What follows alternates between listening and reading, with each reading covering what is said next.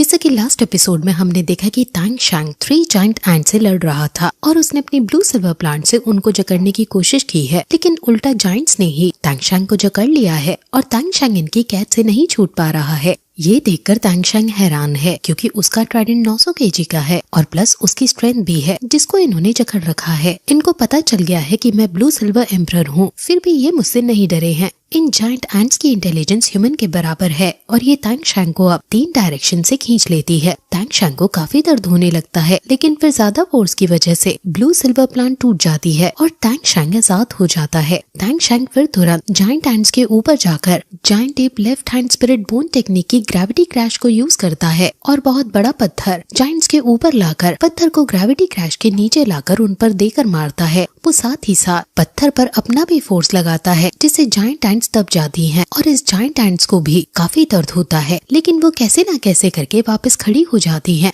तांग शैंग हवा में है इसलिए वो तांग शैंग के ऊपर पत्थर फेंकने लगती है। कई सारे पत्थर चट्टानें तांग शैंग के ऊपर आकर गिरने लगती हैं और जमीन भी पूरे तरीके से शेक कर रही है। तांग शैंग भागकर इन पत्थरों से बचने की कोशिश करता है और जो पत्थर आसमान से ऊपर आ रहे हैं उनको वो अपने ट्राइडेंट से काट रहा है। तांग शैंग को काफी मुसीबत का सामना करना पड़ रहा है क्योंकि साथ ही साथ उसे एंट से भी डॉज करना पड़ रहा है और उसको काफी पसीने आने लगते हैं। तांग शैंग उड़कर वहाँ से डॉज करने की कोशिश करता है, लेकिन एंट्स के पास भी पंख हैं, इसलिए वो भी उड़कर तांग शैंग के पीछे हैं। तांग शैंग को इनके साथ डील करना बहुत ज्यादा मुश्किल पड़ रहा है। अब तांग शैंग तक वो एंट्स पहुँचने ही वाली थी कि तभी एक चट्टान तांग शैंग के पीछे आ जाती है और इन एंट से टकरा जाती है, जिससे तांग शैंग बाल बाल बचता है। तांग शैंग अब पत्थरों पर पैर रखकर ऊपर तक जाने की कोशिश करता है ताकि उसको एक अपर हैंड मिल सके, लेकिन नीचे खड़ी एंट्स अब तांग शैंग पर पेड़ और पत्थर फेंकने लगती हैं। तांग शैंग के ऊपर जाकर उस पर चढ़कर अपनी 4 स्पिरिट टेक्निक जिसका नाम ब्लू सिल्वर थॉर्न फॉर्मेशन है उसका यूज करता है और वहाँ ब्लॉकेज क्रिएट करके पत्थरों को रोकता है, लेकिन जायंट एंट्स एम्परर की स्ट्रेंथ बहुत ज्यादा है जिस वजह से पत्थर रुकने का नाम ही नहीं ले रहे हैं और वो तांग शैंग की ब्लॉकेज को भी तोड़ रहे हैं। इसलिए तांग शैंग को फिर से फिजिकली उनसे डॉज करना पड़ता है और अब वो demonic left leg spirit bone technique जिसका नाम व्हील टाइगर टीथ है उसका यूज करता है और सभी पत्थरों को अपना यह अटैक देकर मारता है, जिससे पत्थर चकनाचूर होकर नीचे गिरते जाते हैं। लेकिन तभी पीछे से एक एंट तांग शैंग पर हमला कर देती है और तांग शैंग समझ जाता है कि पत्थर मारना तो इनकी बस एक चाल थी, इनका प्लान ये स्नीक अटैक करना था।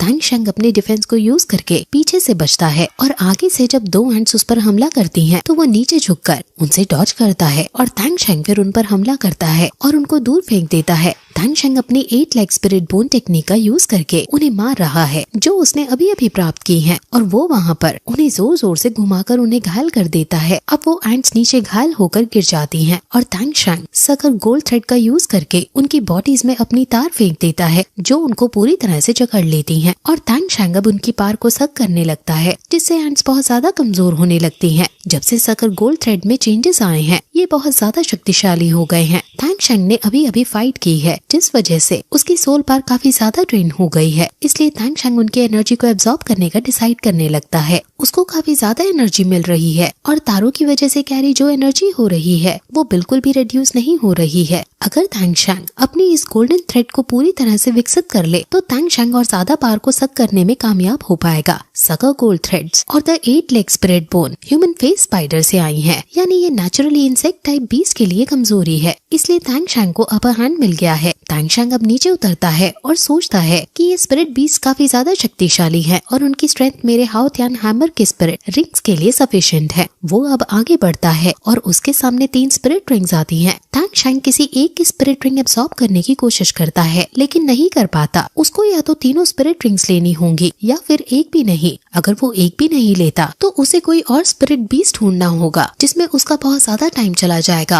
और अगर वो तीनों स्पिरिट रिंग को एक साथ एब्सॉर्ब करता है तो ये बहुत रिस्क वाला काम है। अभी तक किसी भी स्पिरिट मास्टर ने 3 स्पिरिट रिंग एक साथ ऐड नहीं की है, लेकिन तांग शैंग के पास और टाइम भी नहीं है कि वो 50,000 साल से पुराने बीस्ट को ढूंढ सके और उसे हरा सके, इसलिए यही तांग शैंग के हैमर के लिए बेस्ट चॉइस है। इसलिए वो मेडिटेट करने बैठ जाता है और इन तीनों स्पिरिट रिंग्स को एक साथ एब्सॉर्ब करने लगता है। अब वो याद करता है कि जब वो छोटा था तब ग्रैंड मास्टर ने पूछा था कि क्या तुम्हें गार्डियन स्पिरिट्स के बारे में पता है, जिस पर तांग शैंग बताता है कि गार्डियन स्पिरिट्स हमारी बॉडी का पार्ट होती है। मैंने हमेशा फील किया है कि मेरी गार्डियन स्पिरिट मेरे बहुत क्लोज है हम कोई जुड़वा ही हो। ग्रैंड मास्टर कहते हैं कि मैं आश्चर्यचकित हूँ कि तुम इस उम्र में ही ये सब सोच पा रहे हो। हमारी बॉडी और हमारी गार्डियन स्पिरिट एक मायने में ट्विंस ही होती हैं। गार्डियन स्पिरिट को कल्टीवेट करना बॉडी पर ध्यान लगाते हुए तो ये चीज दोनों को ही ग्रो करती है। तांग शैंग अपने स्पिरिचुअल रियलम में पहुंच जाता है और वहाँ जो दिक्कत उसे 3 स्पिरिट रिंग एब्सॉर्ब करने में हो रही है वो फिजिकली महसूस कर पा रहा है। उसके सामने कई सारे चक्रा यानी राउंड ब्लेड्स उस पर हमला कर रहे हैं और तांग शैंग ज़ुआन दुआन मूव से उनसे बचने की कोशिश करता है, लेकिन उसकी ये ट्रिक यहाँ काम नहीं आती और उसको चक्रा से चोट लग जाती है।